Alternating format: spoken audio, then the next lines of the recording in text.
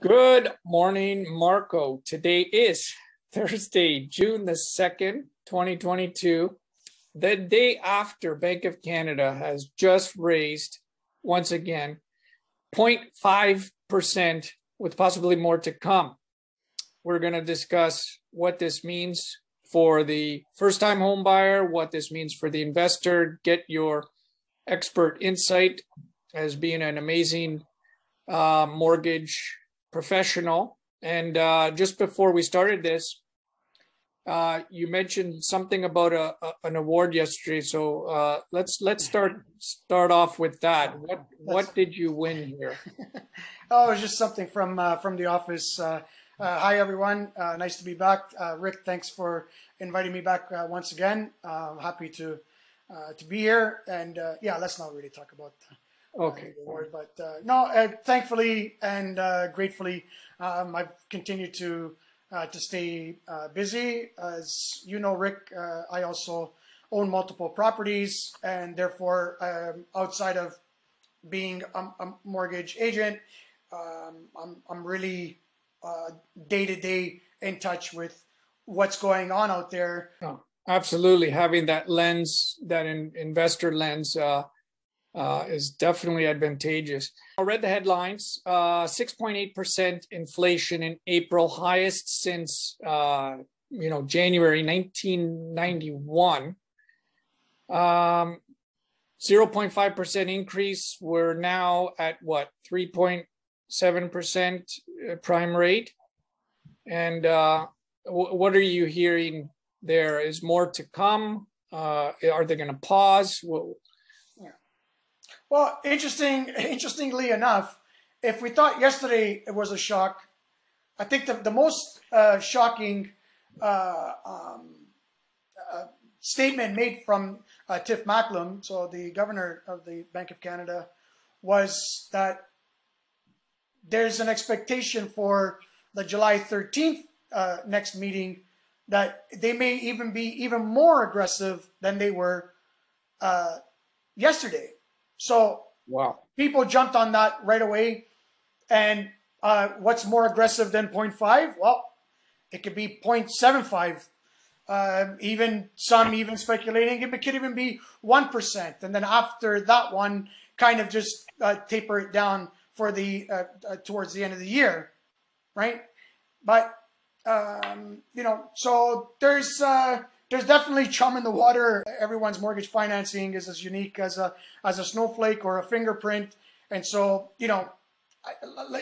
do your own homework to get in touch with your own mortgage professional. You can get in touch with me and see how this is going to affect you. I did that 2 days ago, anticipating the 0.5% increase. Every single one of my clients, I reached out to them and let them know exactly what it was going to mean for their monthly payment. I'm still letting people know that based on what we know today, I still think that for the most part, I think you should stay where you are. Again, and those specific clients, for full transparency, are in adjustable rate mortgages it is a variable rate product, but where the variable rate is fixed and stays at that rate, meaning that your payments towards your interest goes up and the portion going to your principal goes down.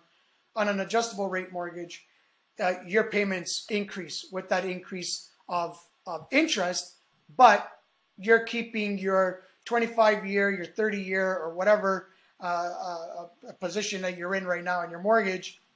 You're still on schedule. Okay, understood. That's right. Geez, pretty soon we can be above 5% prime. Now, again, are they doing this just to keep on fighting inflation? Are they trying to, cool down the housing market? All of the above. What's the prime? Yeah, I mean, let's stick with the housing market for now. Okay. Right, because let's realize also, and all your viewers will know this. There's a lot of froth in the market. That's the word that they like to use, right? Yeah. So people that were overbidding by 200, 300, 400, $500,000, $600,000 more than the selling rate, so that they can get a backyard for their kids. Well, we're starting to see now big decreases, right? Including in Toronto. So I'm not saying that the price drops exclude Toronto, right? So we see definitely less sales in the condo market, right? But also less listings as well, because a lot of those people that own those condos make up the investor class. They don't necessarily have to sell it. I wouldn't sell it. I'm not selling mine, right? But if if you're renewing and you had a huge mortgage to begin with, right? So it's very, as I said before, it's like a snowflake. It's going to be unique to you. So what happens? What happens? So I want to correlate the froth with the decline, right? So the froth, in my opinion, yeah, is a false way, I think, to value a property. So what do I mean by that? If the home was truly in a balanced market, was valued at $1 million, to use a round number, yeah, and you want to spend $1.3 million, right? So what happens with your neighbors? Well, now I can now I can sell my house for $1.3 million, or my house is better than my neighbor's house, so maybe I can get $1.4 million, right? And so that becomes the comparable rate. It becomes what we're calling the value of your property, right? So I think that that's skewed to begin with, right? So let's look at the opposite end of the spectrum. So I've lived in my house for 40 years, says this person on said street, on 123 Main Street, and he wants to sell it for $900,000, right? Because he or she just wants to get out in an environment where that should not be the price, because that's going to bring down the value of everyone else's price. Exactly. So again, it's look at your own situation. That's right. Like I tell my clients, like when we speak, we don't speak about what's going on with the Bank of Canada. We don't speak about what's going on in the market at large, in the sense that how much does it fully impact them. Now, again, with an adjustable rate mortgage, a 50 basis point increase. So again, I just took an example, Rick, that if you had a $383,000 mortgage amortized over 30 years, and your rate yesterday or 2 days ago was 2.70, and now it's going to go up half a percentage point to 3.20, right? Your monthly increase there is $103. So can that be over the top for some people? Yes, it may.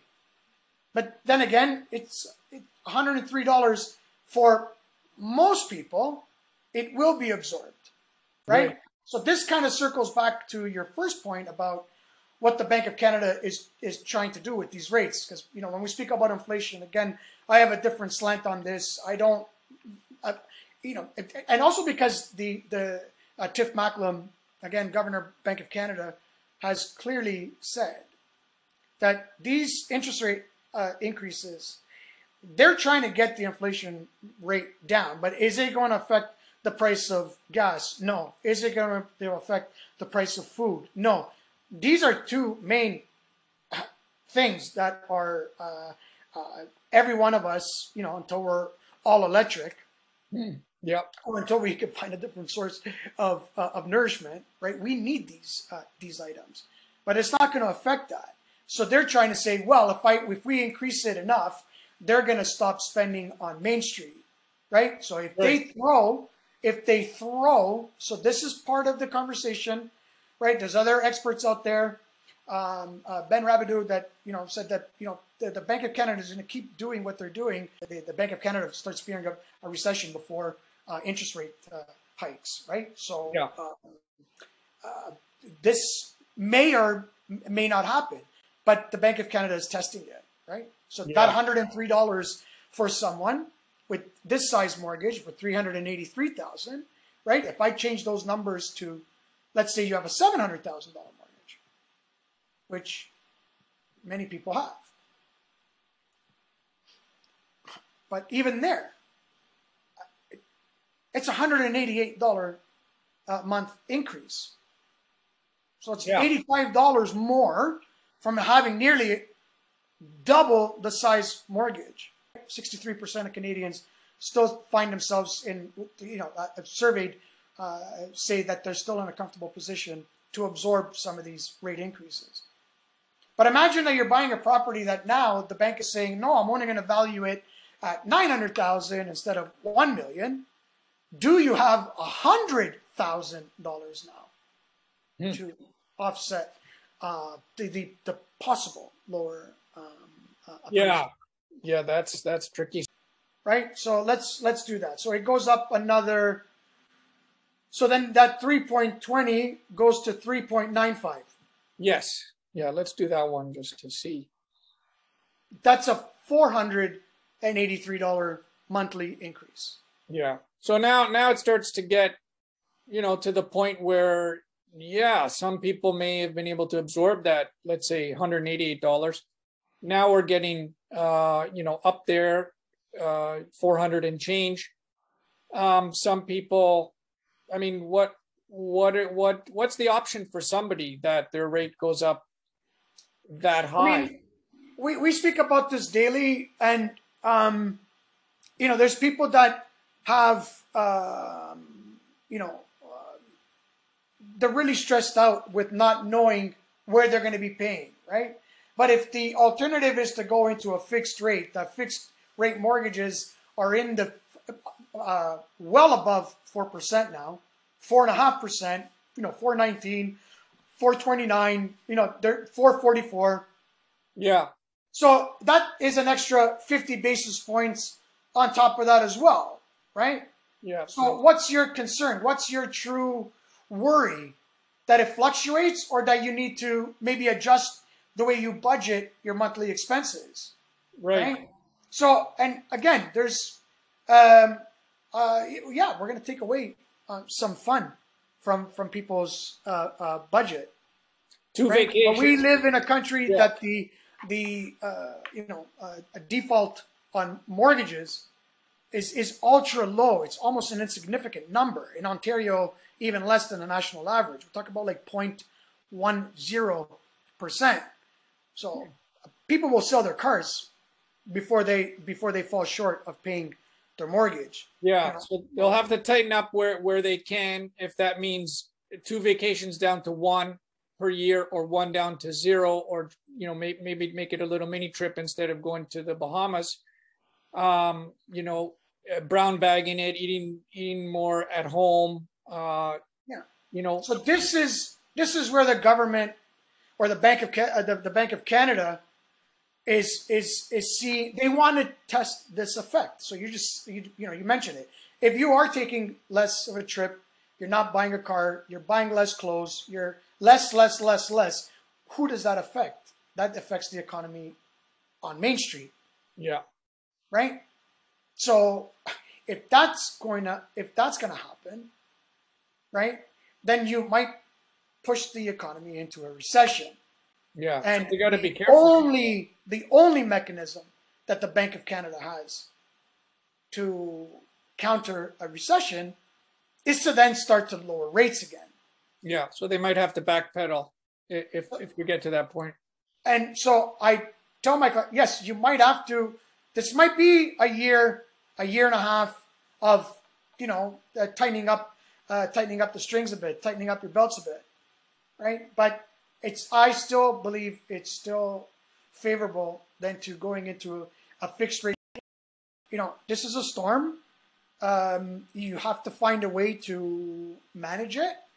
But again, without giving specifics, because each person's financing is specific, find out how it affects you. Make sure your mortgage agent or broker is telling you. It's the first duty, because again, I do this for myself. So I look at my properties and I look at where it's going to take me. And again, I've written this. I started purchasing in '95.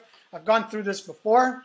I will go through it again, and I'm going to come out the other side being happy that I'm still in the position that I'm in. So absolutely, yeah. A neighbor around the block from me selling their home, not really getting any bites. The open house, not too much traffic, and now they've actually dropped their price already by 100,000, and it's not like it's flying out the door at this point either. So from now, the counter to that, of course, is that with the higher mortgage rates, their payments are going to be higher, but they're getting a better deal on the house itself. So are they any further ahead? What's your opinion on buying opportunity for the first-time home buyer? Well, I think you hit the most important thing. And again, depending on, we don't really know the reason why your neighbor is selling, right? And we wouldn't really know the reason why somebody is purchasing as well. It's kind of a wash. Yeah. Right? Exactly. It's kind of a wash. So give me a higher interest rate, lower price house. Give me a higher price house and a bottom scraping interest rate. We're in the same position. Mm-hmm. For somebody to purchase that $1.3 million home, up to $1 million, as we know, you need to put 20% down. So we're talking about somebody that has to have, just to start this conversation, $260,000, not including land transfer, not including other closing costs, just to begin. So, it's hard to look at. If you're a first-time home buyer, should you still be out there looking? Maybe you find something super unique. And I brought up that point, right? There could be that person that is at that point in their lives, they are going to sell. They are moving away. And all of a sudden, even though you're getting a better rate, it might even be a better rate than what is even that market rate right now. So it might be a great opportunity. Yeah. And I think you see where I'm going with this, because regardless if you're a first-time home buyer or a subsequent one, right? Or like you're buying your second, your third, your fifth, whatever property it is. As Rick, we speak offline as well, and my go-to phrase is always, you just do the math, right? Right? Yeah. Does 20% do it? No, doesn't do it in many big cities right now, right? You need 30%. Is that the best use of your money? There's other conversations to be had, but those are other conversations to be had, not on whether you should buy or not, but if it fits the math in your own life. You're getting something and you were thinking of flipping in the next 6 months, probably not the right environment. Yeah, absolutely. Right? But if you're like many seasoned homeowner, like multiple homeowners, like I always say, Rick, this about me, is you buy it, you hold it for as long as you can, forever, if it's possible, and you will come out the other side in a better position than you first began. And history will show that.